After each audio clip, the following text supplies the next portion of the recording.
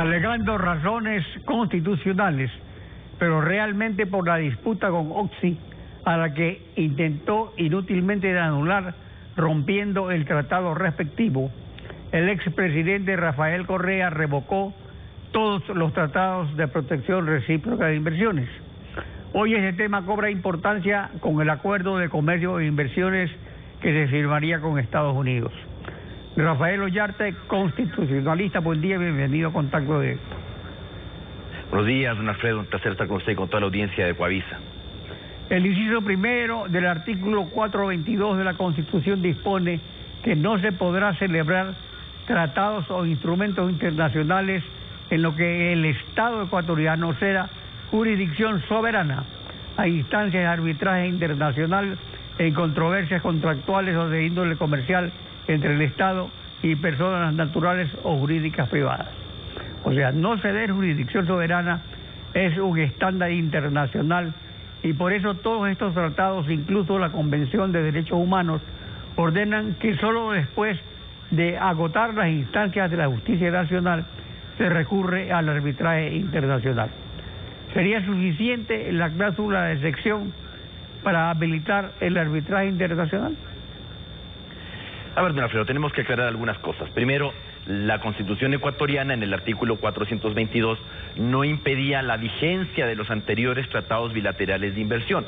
Lo único que prohibía era la celebración de estos acuerdos cuando se ceda jurisdicción soberana en controversias contractuales y de índole comercial.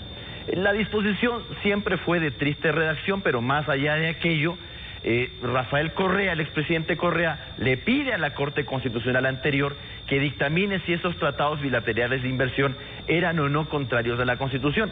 La Corte anterior, de un modo bastante simplón, solamente indicaba que al contener cláusulas arbitrales, esto ya de por sí hacía que los tratados bilaterales de inversión fueran inconstitucionales.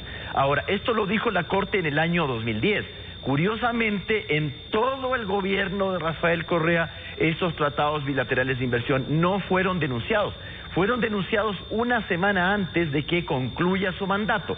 Cuestión bastante llamativa, es decir, el señor Correa sostenía que esos tratados eran inconstitucionales, le pidió a la Corte que haga el señalamiento, la Corte hace el señalamiento, pero él no denuncia los tratados, sino cuando se va a posesionar Lenín Moreno, dejándole a Lenín Moreno este problema. Ahora, hoy día lo que tenemos en Ecuador es un pedido de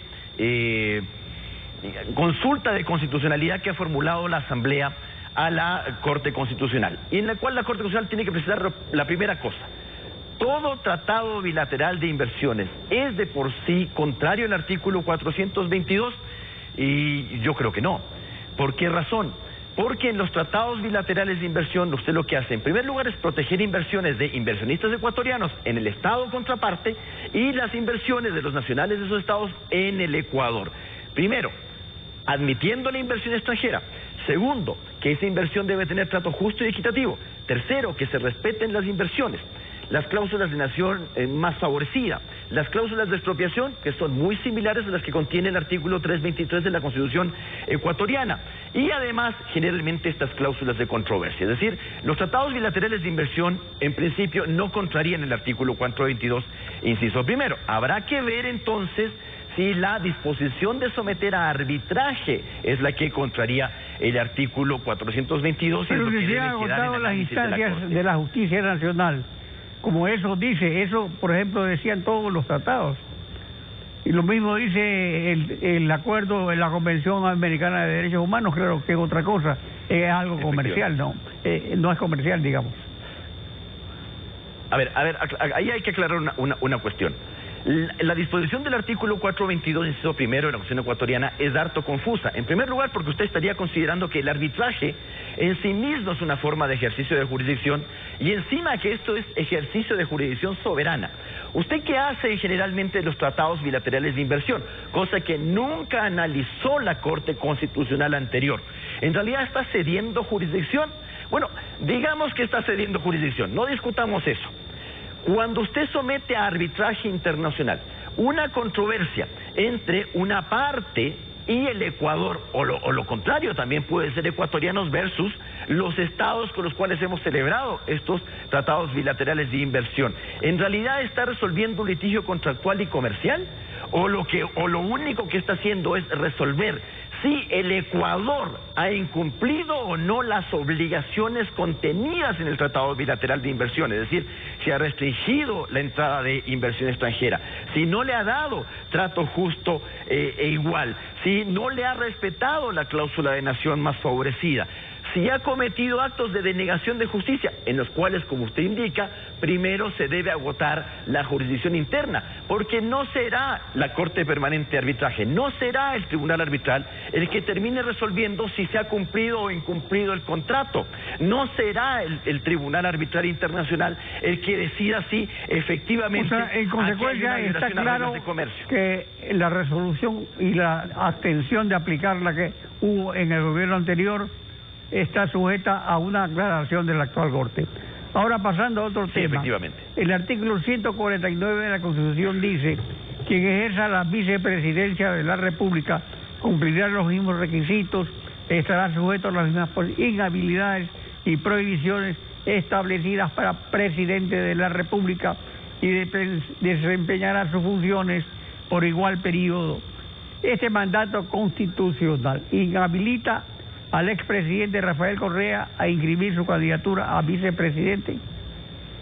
El expresidente Correa no puede ser candidato a la presidencia, eso es obvio y natural, y a mi juicio tampoco puede ser candidato a la vicepresidencia, porque la única función constitucional del vicepresidente de la República, conforme el artículo 149 y 150 de la Constitución, es reemplazar al presidente de la República. Es decir, la única función natural que tiene el vicepresidente de la República no podría ser ejercida por Rafael Correa, porque no puede acceder a la presidencia de la República, en este caso de un modo fraudulento. Hago presente que en otras naciones, las cortes, tribunales funcionales, cuando los consejos electorales no hacen respetar esta regla y permiten el fraude de la Constitución, interviene en la jurisdicción constitucional. Es decir, que ese sería un caso cerrado. La única posibilidad sería la candidatura de asambleísta. A ver, yo no creo que sea un caso cerrado, vea, que el día de mañana el Consejo Electoral aplique literalmente la Constitución y diga: lo que está prohibido es ser candidato a la presidencia. ¿Y qué pasa pues con el fraude a la Constitución accediendo a la presidencia vía subrogación presidencial? Podría en cambio eventualmente ser candidato asambleísta, pero tendría la dificultad de, uno, la inscripción de la candidatura, y si no se presentara el problema del artículo 9 del reglamento de inscripción de candidaturas del Consejo Electoral, aquel que se le dedicó a Abdalá Bucaram, para que él no pueda escribir la candidatura desde el exterior, el momento de posesionarse sí tiene que venir al Ecuador y tiene autos de prisión preventiva.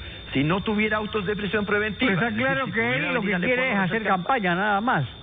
Efectivamente. Pero claro, si viene al Ecuador a hacer campaña, la candidatura no viene al Ecuador, haría la campaña por internet. Bueno, esa la puede hacer siendo candidato o no siendo candidato. Ahora, si él quiere ser candidato, entiendo que querrá ganar. O sea, nadie presenta una candidatura para perderla, salvo que tenga alguna dificultad, que no quiero comentar. Pero claro, si usted quiere ganar, tendrá que venir a posicionarse en Ecuador, y la inviolabilidad de la que gozan los candidatos no tiene efecto retro. Si no tuviera autos de prisión preventiva, una eventual sentencia condenatoria se le podría ejecutar. No creo que quiera cometer ese riesgo, lo habría hecho ya. Rafael Ollarte, constitucionalista, gracias por participar en Contacto Directo. Siempre un placer.